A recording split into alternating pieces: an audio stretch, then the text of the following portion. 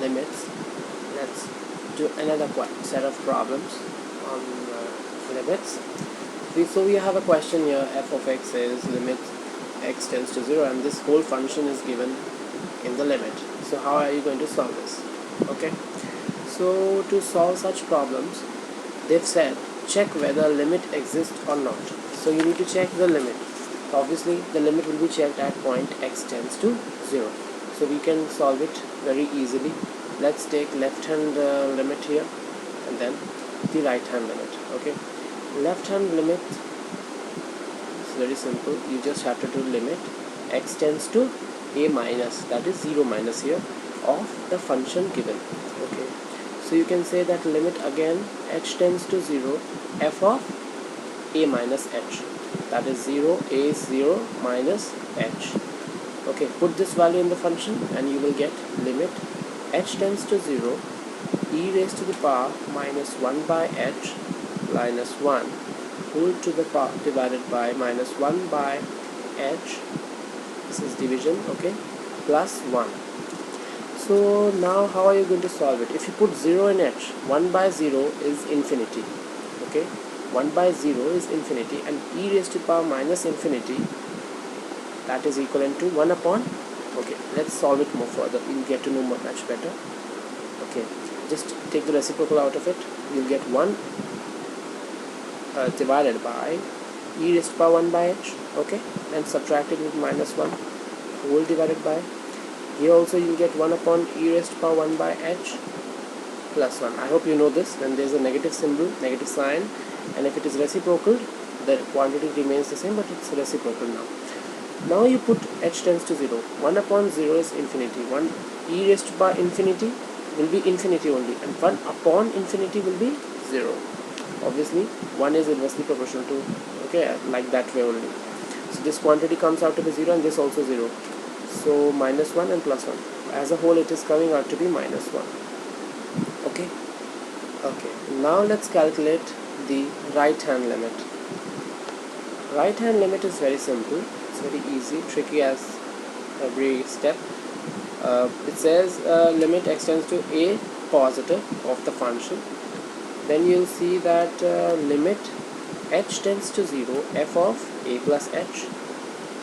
Okay, so put the value in the question.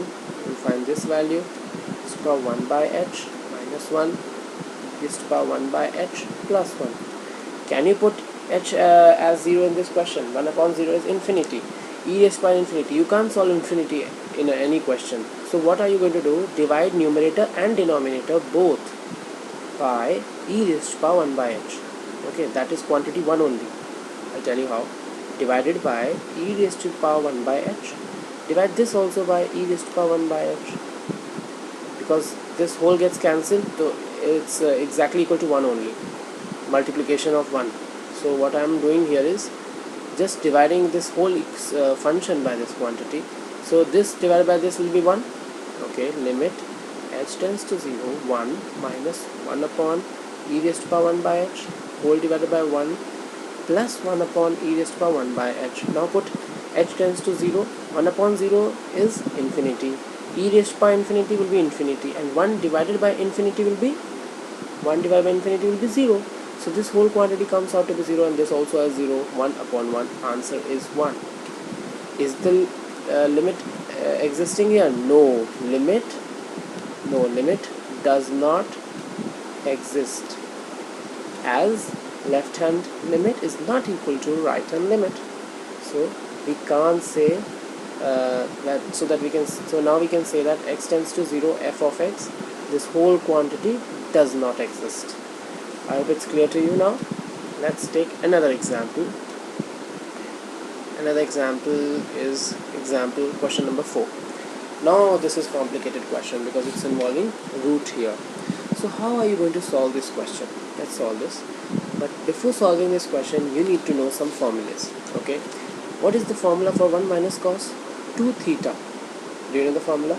If you don't know, let's derive it. We know that cos 2 theta, okay, cos 2 theta is equal to cos square theta minus sin square theta. I I hope it's I'm sorry for writing it in a bad handwriting, because I'm writing on my laptop. It's not that easy to write it. So this is the real formula that you get. We need to get 1 minus cos 2 theta. So we need to get 1 here. How will you get 1? Replace cos square theta by 1 minus, because we know that sin square theta plus cos square theta is equal to 1. So you can replace cos square theta by 1 minus sin square theta. Then you will get 1 minus sin square, and this sin square will get you 2 sin square theta. Solve it on your copy, then you will get to know much better how I am getting the equations. So now you can get 1 minus cos 2 theta comes out to be equal to 2 sin square theta. Okay, whenever the square quantity comes in under root, there should be a mod there. This is the real property, that is what we are dealing out here. So let's change this question to another form. Now the question becomes limit, okay, x tends to 1, okay, this whole quantity can be replaced by 2 sin square theta. So you get under root of 2 mod of sin theta. Theta is what? Theta is x minus 1, because 2 theta. Okay, then x minus 1 bracket mod divided by x minus 1. So can you guess what is that point at which we are finding out the limit? It's obviously quite obvious. X is equals to 1. So let's take right hand limit first. Okay, right hand limit will be limit x tends to 1 positive of the function. Okay, so you'll be writing limit h tends to 0 f of a minus a plus h.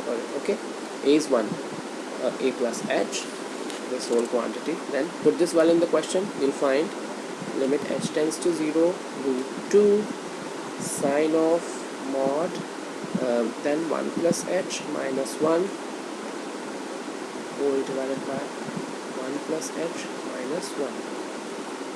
So solve it. If you can solve it, you'll get limit h tends to 0, then root 2 mod of sine of h. There's a mod here, okay, whole divided by h. So there's a big property. Since h is tending from which side?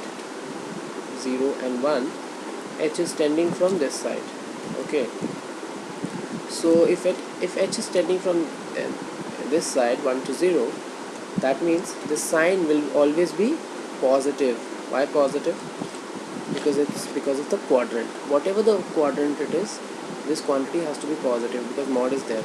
And if you put h to be in the range of 0 to 1, 1 to 0, okay, coming from 1 and towards 0, then that will come out to be positive.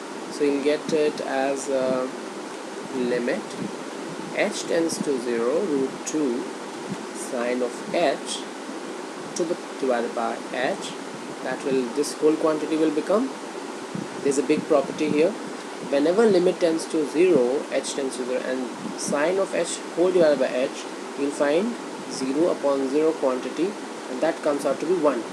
Okay, so this whole quantity comes out to be plus root 2. Okay, now let's solve the left hand limit. Okay, let's see what's the difference. Left hand limit is very simple. Limit x tends to 1 minus f of x, then limit h tends to 0 f of 1 minus h. Okay, so you can say that limit h tends to 0 root 2 mod of 1 minus h minus h. This is a mod. Then you'll get this as a quantity here. So when one gets cancelled, you'll find at the last, you'll find this root 2 mod of sine of minus of h mod again divided by minus of h. Okay, this is what you're getting. So how are you going to solve this? Okay, let's solve it. You'll get limit h tends to 0 root 2 sine of minus theta is minus sine theta. I hope you know this formula. In trigonometry you must have studied it. Okay, this is what you're going to get. So again, as you see, h is tending from which side? This time it is tending from, okay, if sine is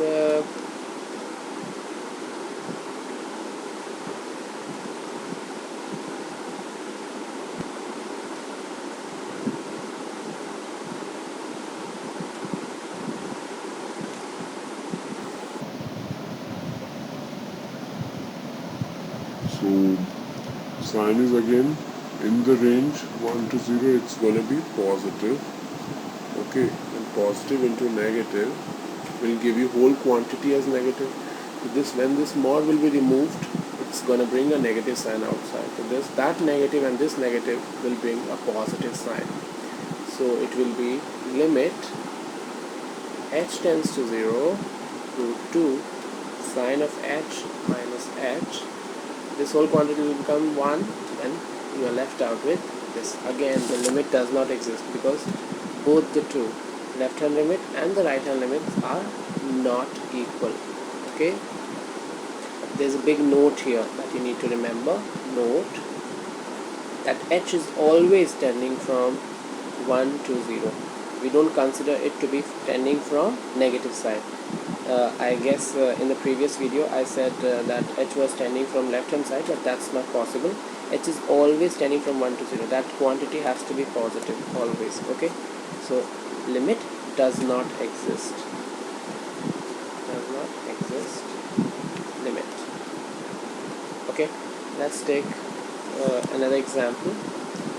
That is our fifth example. This is very interesting. Now I hope you know what is GIF. GIF is greatest integer function. That means on number line, if you have a quantity between 1 and 2, supposedly you have 1.2, and you take greatest integer of that number, you will get just the previous integer, that is 1.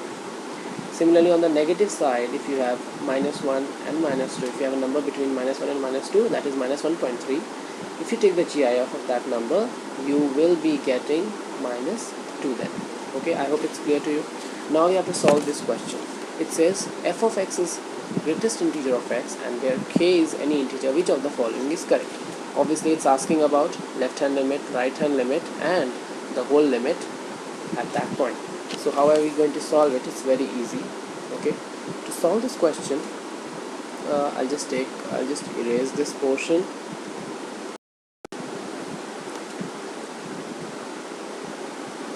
Let's solve this question further.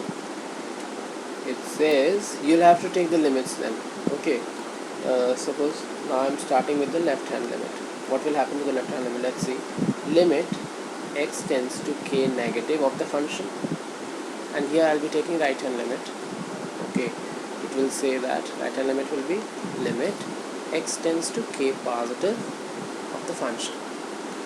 Let's take h also now. Limit h tends to 0. This will be replaced by k minus h, and this will be replaced by f of k plus h. Now put these values in the question. What you'll be getting is limit h tends to 0, greatest integer of this number, and here you'll find limit h tends to 0, greatest integer of this function. Let's mark these on the number line. You have a number k here. This is something which is positive, this is something which is less than k. Suppose, okay, so this is suppose k plus 1 and this is k minus 1. These are the two integers, okay, considering k as an integer, and it was given in the question also that k is any integer. So k plus 1 and k minus 1. Now where is this gonna lie? As I have made a note here that h is always tending from 1 to 0 side. It's always in this region. So when you subtract, where does this number lie? K minus h. K minus h will lie here, because h is any number between 1 and 0. It's gonna be in point 1, point 2, anything. So it's gonna lie here. So greatest integer of this number will be this. Will be k minus 1. And when you consider this as k plus something, then that will be here k plus h. And if it is the greatest integer of that number, that will come out to be k. So again we can see that limit does not exist. Limit does not Thanks for watching. Watch my other videos and subscribe to my channel.